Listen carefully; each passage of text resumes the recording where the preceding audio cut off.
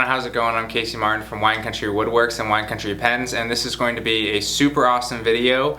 I'm going to be making some aluminum honeycomb blocks. I'm going to mainly focus on showing off this 2-inch aluminum honeycomb from Higgins. I'll put the link in the description right now, and also in the top right corner of the screen there will be a little eye where you can buy it directly from his website.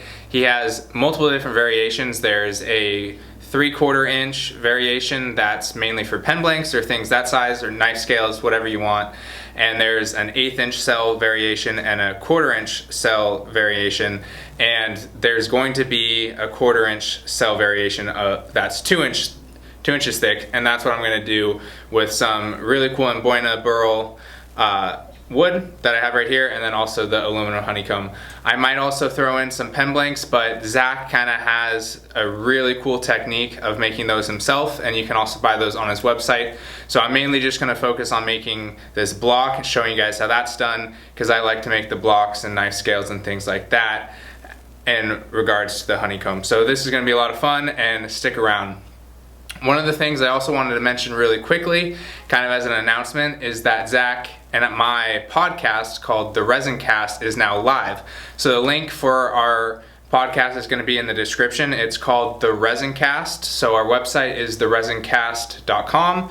You can listen to our podcast there on Google Play and also in iTunes. At the day of publicating this video, it'll still be a few days until it's up on iTunes, but it's already up on Google Play, our website, and SoundCloud. So definitely check those out. It's super fun to listen to while you're working out in the shop or driving in the car or whatever.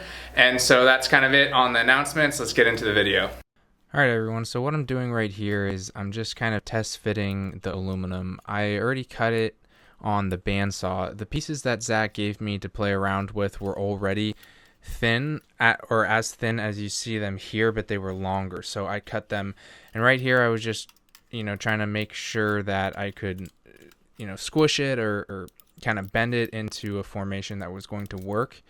And as you guys will see in a little bit, essentially what I end up doing is removing the middle piece for the pour and then adding that in at the very end of the pour. And the main reason why I did that was because I figured that resin from the bottom of the honeycomb would be able to get into the two sides, but I wanted to be able to make sure that it was able to get into all of the honeycomb. And I was just kind of nervous that if I had all of the honeycomb already in there and I didn't perfectly pour the resin in from the top of the honeycomb, that it wasn't going to fill all of the individual cells of the honeycomb. So for this specific block, I wanted to kind of do something crazy. I wanted to make a ton of different colors. And I've made a block before where I did about 6 to 7 colors, and kind of the strategy I figured out is the best is to get cups for all the different colors you're going to do. I mean, these cups are actually a little bit too big realistically for the amount of resin that's going to be each color. And what you want to do is you want to add the dye and the powder you're going to use for that color into them, and get popsicle sticks and everything ready.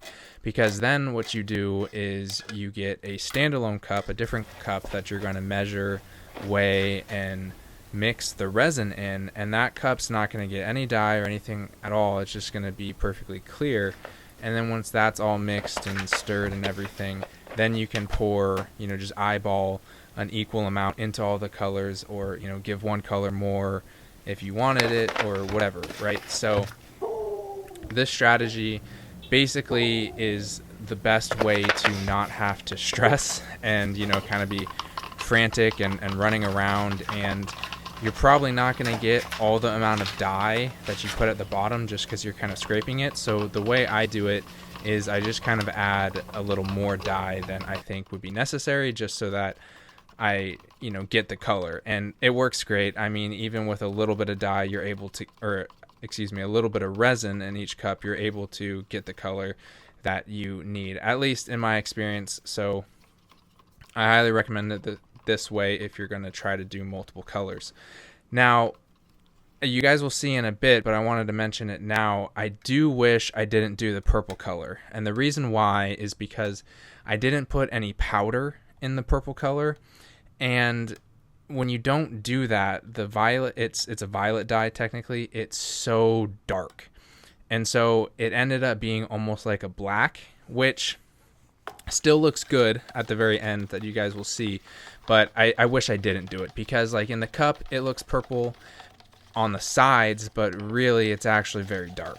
And so anyway, in the future, like the first block I did with a ton of different colors, I didn't use purple, and I was really happy with how it turned out. And I'm still happy with how this turned out as well. But that's one of the things I kind of noticed. And I would recommend as well, if you are going to be doing multiple colors, try to kind of steer clear from the dark ones, because if the dark ones mix with another color, it's just kind of going to look black. It's really not going to look, you know, like swirls or anything. It's just going to kind of blend. That's the blue right there, which is also pretty dark, but I did add some powder in that, which helps a lot. And so I believe, if I can name all the colors, I've kind of stacked it up already, but it was red, blue, green, yellow, orange, and purple, and white as well, if I didn't say that already. And so it all comes out really cool. And as you guys may be able to see already, is I didn't mix up enough resin. So this wasn't really an issue, because I figured with the honeycomb and also all the maple burl, I could just pour more after it had cured, rather than try to be frantic and mix up more, because I wouldn't have time to, you know, do all the colors again. They would have to just be one color, and that would kind of defeat the whole purpose of this. And because of the honeycomb and wood being there, it's going to adhere really well to the next layer. If you were stacking it just on resin, it can work fine, but you'd want to like use sandpaper and kind of rough up the surface so it adheres. Because as you can see right here, even when I push in the other piece of honeycomb, it takes up really no volume. Like, it didn't raise the resin at all. Part of me was hoping, oh, maybe it'll raise it up enough, but it didn't. So right now I was just kind of trying to get as much as I could. And the white, I would say, is the best color when you're using multiple colors to do a pour like this, because when it blends with any other color, it just creates swirls, and the bleeding doesn't really look that bad. So right now what I'm doing is I'm just going to be getting all of the new cups for the second pour ready, and I believe I do all of the same colors. I think I didn't do one of them. Maybe I didn't do the purple, I'm not sure exactly. But so anyway, it's pretty much the same process, as you guys will see shortly, and I can kind of come back when we get to it as after I'm done getting all the cups ready.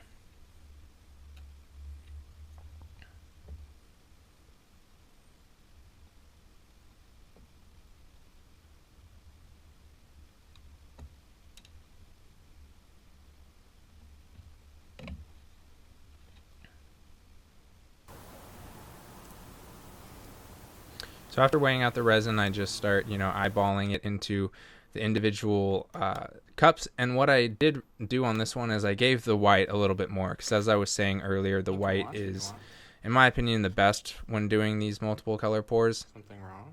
Now, one thing that I do really think ends up looking cool, but I wish I kind of avoided it a little bit, was that I put a lot of white into the honeycomb cells that you'll see me do in a second. And it looks cool, but if you see right there, kind of a lot more came out than I really meant. And I kind of covered them all up. What I really should have done is I should have done like probably half that, and then still used the rest of the colors in the cells. But that's just me being picky and, having 20/20 hindsight. It still looks really cool, as you guys will see in about a minute or so, or probably less than that, because as soon as I'm done getting all of these colors put in, I swirl them around a little bit with a honeycomb. I meant a barbecue skewer. And what I also try to do is try to get inside the honeycomb. I try to press it down, and I don't know if that really helped at all. I think it did, but I figured might as well try rather than do nothing. So that is in the pressure pot for about 4 hours. Here is how it looks when it comes out, and then I clean it up on the table saw so we can get to sanding and buffing and all of that fun stuff after. So I'll come back when we get to the buffing stage to kind of explain that briefly.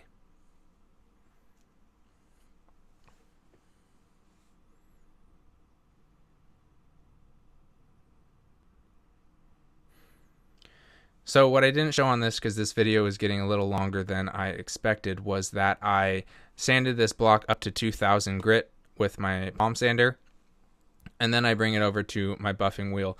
And this is the best finish I do, or think there really is, on these hybrid materials. I do it on my blocks when I'm trying to make a display block or just show off a piece, and I do it on all of my pens and turnings now, and it's just awesome. I really highly recommend it. And here's the block. As you guys can see, it's got a great finish on it, and the colors turned out amazing. There's the bottom that I was saying where the purple made it really dark, but it still looks cool. It kind of brings out the honeycomb. I really like the side look as well.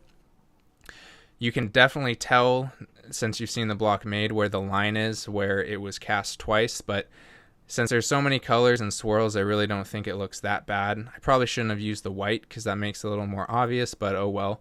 And I'm really happy with it. Go check out Zach's site for the honeycomb. This will be available on my Etsy. And thanks for watching, everybody. I really hope you enjoyed it. Leave a comment down below on what you thought, and I'll see you in the next video. Thanks for watching.